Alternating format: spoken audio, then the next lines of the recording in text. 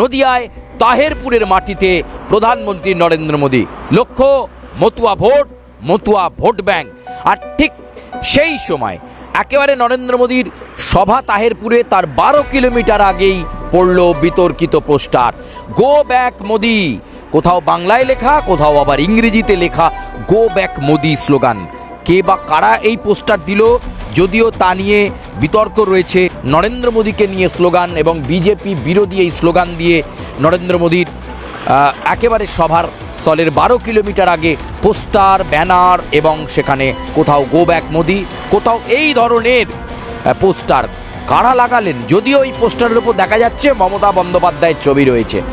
কারা এই পোস্টার লাগালো সে বিষয়ে ধোঁয়াশা রয়েছে, কিন্তু কথা বলা যেতে পারে যে 2024-এর বিধানসভা নির্বাচনকে সামনে রেখে চলতি বছরে চতুর্থবার যখন প্রধানমন্ত্রী নরেন্দ্র মোদী বাংলার মাটিতে পা রাখছেন, ঠিক সেই সময় বাংলায় go back Modi poster, Matua Namasudra বিরোধী ভারতীয় জনতা পার্টি সেই পোস্টার 6 লাখ।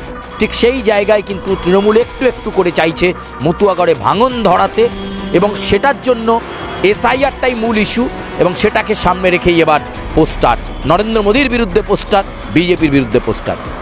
নদিয়া থেকে ক্যামেরায় জয়ন্তের সঙ্গে সুচারু, আর প্লাস নিউজ।